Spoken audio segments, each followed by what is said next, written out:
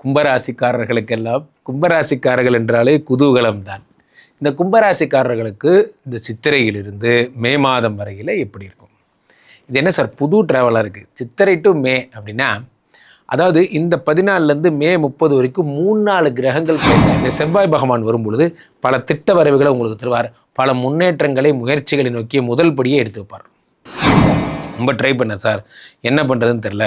கிட்டத்தட்ட ஒரு 7-8 வருஷமாக நாங்கள் ஐவிஎஃப் பண்ணலான்னு முயற்சி பண்ணுறோம். லட்சக்கணக்கில் செலவாகுது, ஆனால் ஓகே ஆக மாட்டேங்குது போன்ற பிரச்சனைகள். இந்த ஒய்ஃபு அதே மாதிரி சொத்து, இந்த 3 விஷயத்துக்கும் ரொம்ப டைட். ஒர்க்கை பார்க்கணும், சேலரி பார்க்கணும், சம்பளம் சேர்த்தணும், ஒர்க்கை பார்க்கணும், அவ்வளோதான். வேறு ஒரே சர்க்கிள் தான். வேலை செய்கிறீங்க, வீட்டுக்கு போகிறீங்க, தூங்குறீங்க, வேலை செய்கிறீங்க, வீட்டுக்கு போகிறீங்க, தூங்குறீங்க, ஒரே ரவுண்டு தான். உலகெங்கிலும் இருக்கும் ஆன்மீக பரிகார நேயர்கள் அனைவருக்கும் வணக்கம். நான் உங்கள் ராம்ஜி. கும்பராசிக்காரர்களுக்கெல்லாம் கும்பராசிக்காரர்கள் என்றாலே குதூகலம் தான்.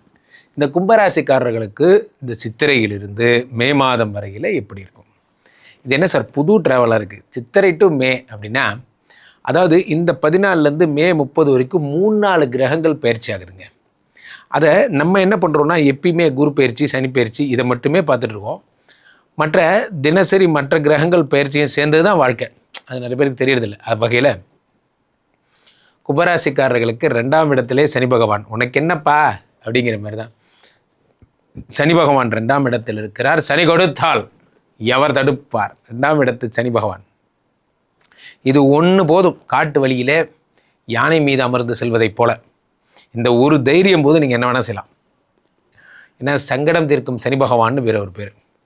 சரி, இப்போது இந்த சனி பகவானை தொடர்ந்து என்ன நடக்கும்? இப்போது செவ்வாய் பகவான் 3-10 கூடையவர் மேஷத்திலே ஆட்சி பெறுகிறார்.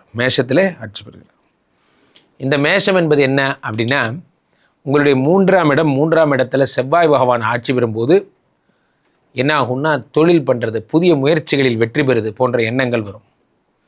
நண்பர்களே, ஒரு ஆக்டிவிட்டி நடக்கிறதுக்கு முன்னாடி அதை பற்றிய திட்ட வரைவு நம்ம மனசுக்குள்ளே கற்பனையாக இருக்கணும். இந்த செவ்வாய் பகவான் வரும் பொழுது பல திட்ட வரைவுகளை உங்களுக்கு தருவார். பல முன்னேற்றங்களை முயற்சிகளை நோக்கிய முதல் படியே எடுத்து வைப்பார். மிகப்பெரிய விஷயங்கள்லாம் கூட நீங்கள் செய்யலாம். ஆனால் செய்வதற்கு முன்பு ஒரு விஷயம் என்னென்னா, அதை பற்றி ட்ரீம் இருக்கணும், அதை பற்றி நீங்கள் ஒர்க் அவுட் பண்ணணும். 3ஆம் இடத்து செவ்வாய் பகவான் உங்களுக்கு அந்த முயற்சிகளில் வெற்றியை தருவார். கூட பிறந்தவங்கள சேர்த்து வைப்பார். அண்ணா தம்பி தான், எல்லாம் ஒன்றா வளர்ந்தோம் சார், எங்கள் அண்ணன் எது கோவப்படுறாருன்னே தெரில போன்ற விஷயங்கள்லாம் சரியும். சரி, இது ஒரு பக்கம். 4ஆம் இடத்திலே இப்போது 3ல் சூரியன் இருக்கார். 7 கூடிய சூரியன் 3ஆம் இடத்தில் இருக்கிறார். சூரியன் அப்படியே நகர்ந்து ரிஷபத்துக்கு போகிறார். ரிஷபத்திலேயே புதனும் போகிறார், 5 கூடியவர். இப்போது இதுதான் பிரச்சனை. 7 கூடிய சூரியனும் 5 கூடிய புதனுமாக சேர்ந்து 4ஆம் இடமாகப்பட்ட சுக்கரனோட வீட்டுக்கு போனால் என்ன ஆகும்னா, சுக்கரன் தான் உங்களுக்கு பாதகாதிபதி. இப்படியே கெடுதலை மட்டுமே செய்பவன். இந்த கெடுதலை மட்டுமே செய்யக்கூடிய பாதகாதிபதி சுக்கரனுடைய வீட்டிலே 7 கூடிய சூரியனும் 5 கூடிய புதனும் இருந்தால் புதாதித்ய யோகம் என்று பெயர். அவர் சுக்கரனோட வீட்டில் இருக்கும்போது என்ன ஆகும்னா, இது 2ம் ப்ராப்ளம். ஏற்கனவே சுக்கரன்னா பொண்டாட்டின்னு ஒரு அர்த்தம் இருக்குது. அவர் தான் உங்களுக்கு பாதகாதிபதி. நன்றாக புரியுது. கும்பராசிக்காரங்களுக்கு ஊர் ஃபுல்லாக நல்ல பேர். நடந்து போனீங்கன்னா என்ன சொல்லுவாங்க, அந்த எஜமா காலடி மண்ணே எடுத்து, அந்த மாதிரி நீங்கள் நடந்து போனீங்கன்னா அந்தளவுக்கு உங்களை பாராட்டி காலடி மண் எடுத்தெல்லாம் நீங்கள் அந்தளவுக்கெல்லாம் உங்களை புகழ்ந்து சொல்லுவாங்க. ஆனால் வீட்டில் போனால் 5 காய்ச்சுக்கு மதிக்க மாட்டேங்கிறா சார் அப்படிங்கிற மாதிரி. அது நீங்கள் வாங்கிட்டு வந்த வரமே அப்படி தான். நீங்கள் மீனராசி ஒரு 2-3 பேர் இருக்கான். 2 என்ன பண்ணாலும் சரி, பொண்டாட்டிகிட்ட நல்ல பேரே எடுக்க முடியாது அப்படிங்கிற மாதிரி ஒரு பேர் இருக்கான். சிம்ம ராசி எல்லாம் சொல்லலாம். இவங்கெல்லாம் ஜென்மத்துக்கும் நல்ல பேர் எடுக்க மாட்டாங்க. அப்படியே உங்களுக்கு அதில் போய் 7 கூடிய சூரியனும் இவர் புதனும் சேரும் பொழுது 7ன்னா ரொமான்ஸு, லவ்வு.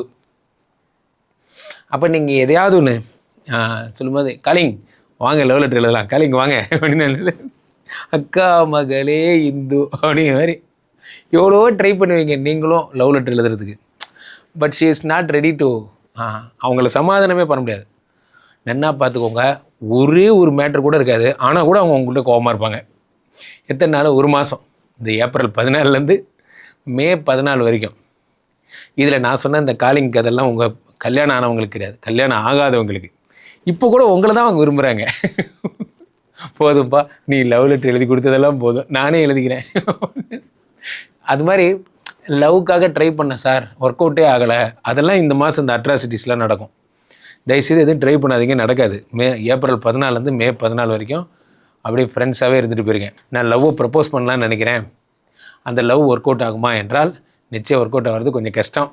சரி, இதில் 5 கூடிய புத பகவான் வேறு இப்போ இதில் இருக்கார், ரிஷபத்தில் இருக்கார். அப்போ என்ன ஆகும்னா புத்திரகாரகன் பேர். இந்த புத்திரகாரகன் குழந்தையை கொடுப்பவர் அவர் வந்து ரிஷபத்தில் இருக்கும்போது புத்திர பிராப்தி என்பது தடைபடுகிறது. ஐவிஎஃப் பண்ணவங்க, ஐயுஐ பண்ணவங்க, நிறைய பேர் வந்து இட்சி மாதிரி பண்ணவங்க, இவர்களுக்கெல்லாம் குழந்தை பிராப்தி என்பது தள்ளி போகிறது.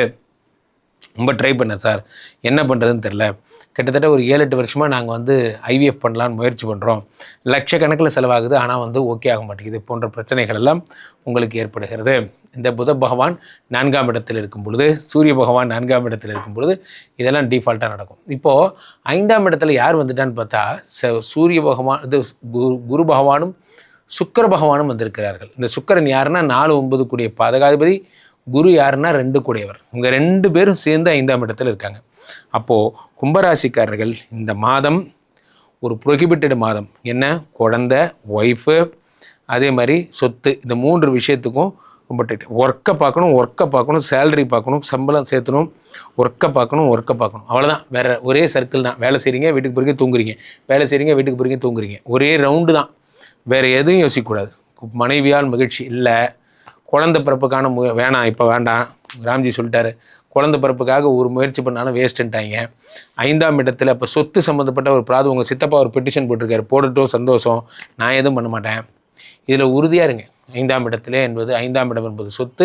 அந்த சொத்துங்கிற இடத்துல பாதகாதிபதி சுக்கிரன் இருக்கும் பொழுது ஒரு பெண்ணினாலே அந்த சொத்தில் பிரச்சனை வரும். இந்த சொத்தில் ஒரு பெண்ணினால் பிரச்சனை வருவதற்கான வாய்ப்புகள் மிக மிக அதிகம்.